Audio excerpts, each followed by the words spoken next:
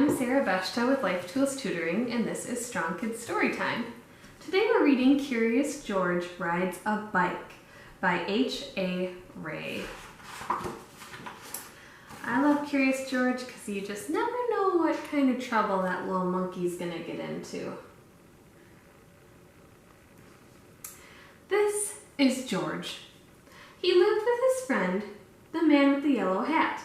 He was a good little monkey and always very curious. This morning, George was curious the moment he woke up because he knew it was a special day.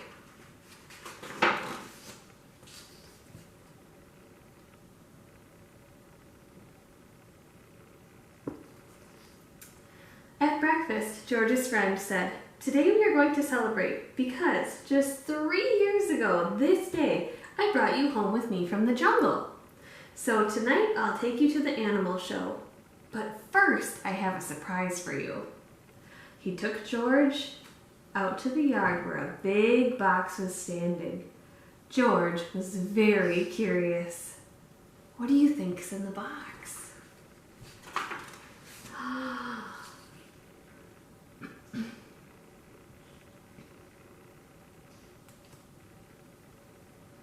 Out of the box came a bicycle. George was delighted. That's what he had always wanted. He knew how to ride a bicycle, but he had never had one of his own. "I must go now," said the man, "but I'll be back in time for the show.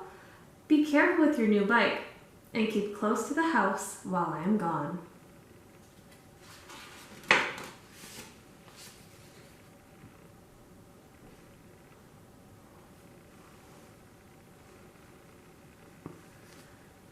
George could ride very well. He could even do all sorts of tricks. Monkeys are good at that. For instance, he could ride this way with both hands off the handlebar, and he could ride this way like a cowboy on a wild bronco. And he could also ride backwards. But after a while, George got tired of doing tricks and went out into the street.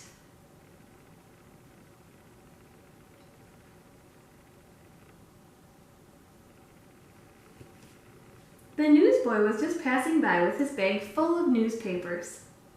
"That's a fine bike you have there," he said to George. "How would you like to help me deliver the papers?" He handed George the bag and told him to do one side of the street first, and then turn back and do the other side. George was very proud as he rode off with his bag. What a good helper.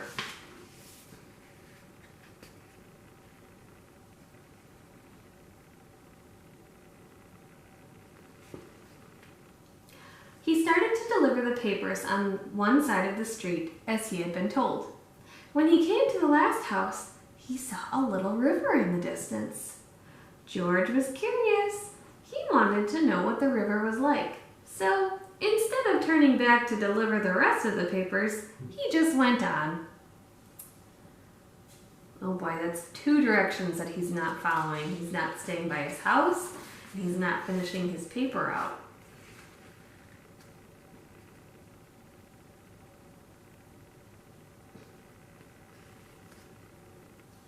There was a lot to see at the river. A man was fishing from the bridge, a duck family was paddling downstream, and 2 boys were playing with their boats. George would have liked to stop and look at the boats, but he was afraid the boys might find out that he had not delivered all the papers. So he rode on.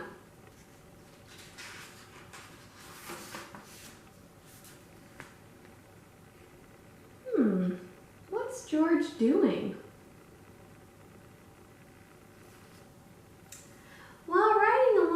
George kept thinking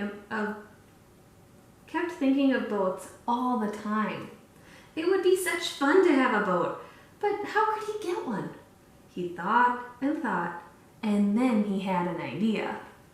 He got off the bicycle, took a newspaper out of the bag, and began to fold it. First, he folded down the corners, like this.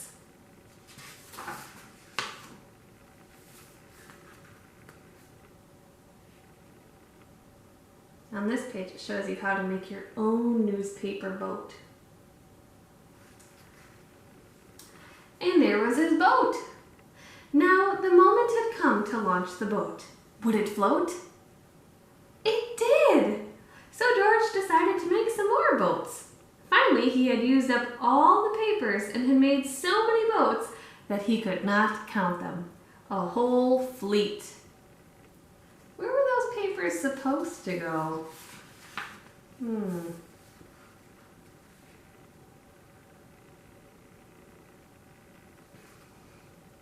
Watching his fleet sailing down the river, George felt like an admiral.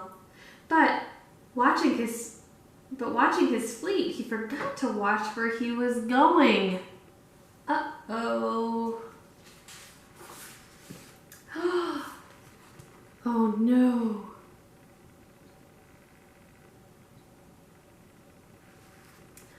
Poof. Suddenly there was a terrible jolt. The bicycle had hit a rock and George flew off the seat head first. Luckily, George was not hurt, but the front wheel of the bicycle was all out of shape and the tire was blown out. Now what's he going to do?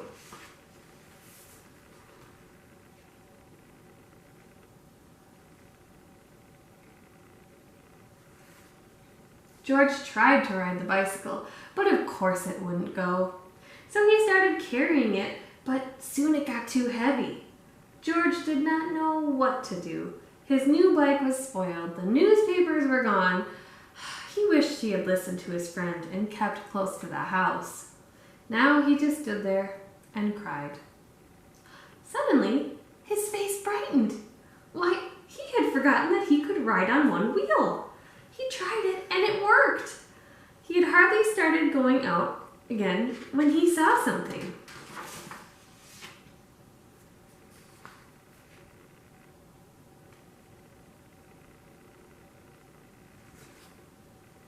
He had never seen it before. Rolling toward him came an enormous tractor with huge trailers behind it. Looking out of the trailers were all sorts of animals. To George, it looked like a zoo on wheels. The tractor stopped and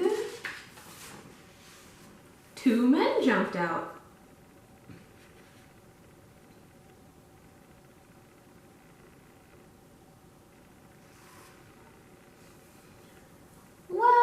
Well, said one of the men. A little monkey who can ride a bike bronco fashion. We could use you in our animal show tonight. I'm the director of the show, and this is Bob. He can straighten your wheel and fix that flat in no time, and then we'll take you along to the place where the show is going to be. So the 3 of them got in the cab and drove off. Maybe you could play a fanfare while you ride your bike in the show, the director said. I have a bugle for you right here, and later on you'll get a green coat and a cap, just like Bob's. I bet George is feeling pretty special.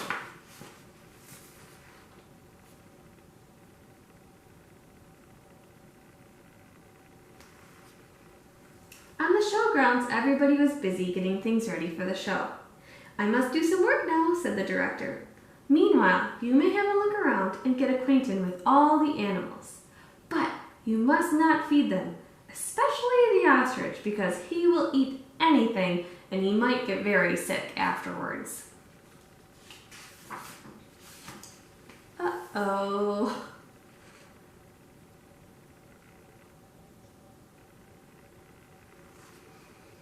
George was curious. Would the ostrich really eat anything? He wouldn't eat a bugle, or would he? George went a little closer to the cage, and before he knew it, the ostrich had snatched the bugle and tried to swallow it. But a bugle is hard to swallow, even for an ostrich. It got stuck in his throat.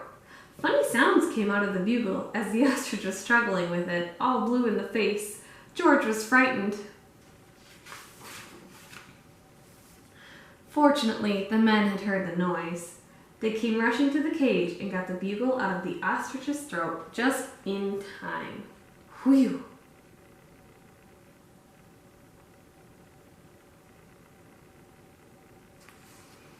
The director was very angry with George. We cannot use little monkeys who don't do as they are told, he said. Of course you cannot take part in the show now. We will have to send you home. George had to sit on a bench all day by himself, and nobody even looked at him. He was terribly sorry for what he had done, but now it was too late. He had spoiled everything.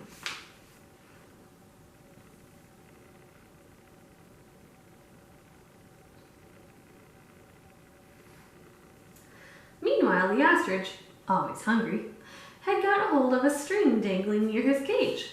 This happened to be the string which held the door to the cage of the baby bear. The ostrich nibbled at it, and the door opened, and the baby bear got out. He ran away as fast as he could and made straight for a high tree near camp. Nobody had seen it but George. And George was not supposed to leave his bench, but this was an emergency. So he jumped up, grabbed the bugle, and blew as loud as he could. Then he rushed to his bicycle. The men had heard the alarm and thought at first that George had been naughty again. But when they saw the empty cage and the ostrich nibbling at the string, they knew what had happened.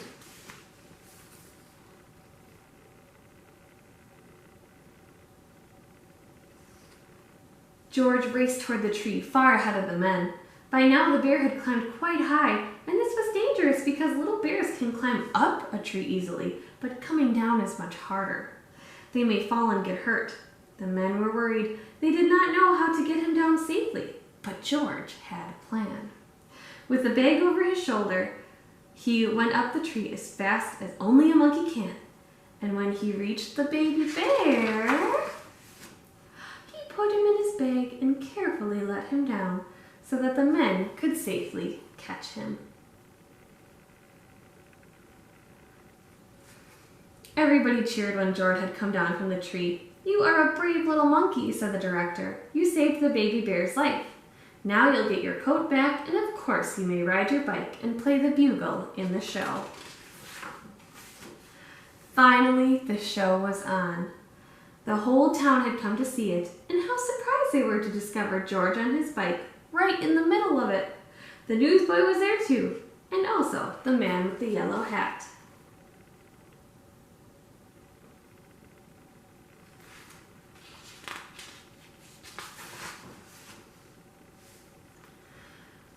Who had been looking for George everywhere and was happy to have found him at last.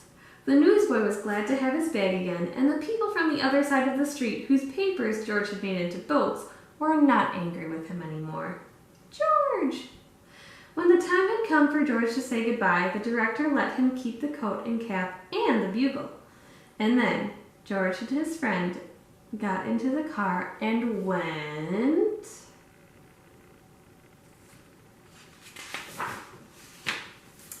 home. Wow, what a great story about that curious little monkey. Thanks for watching.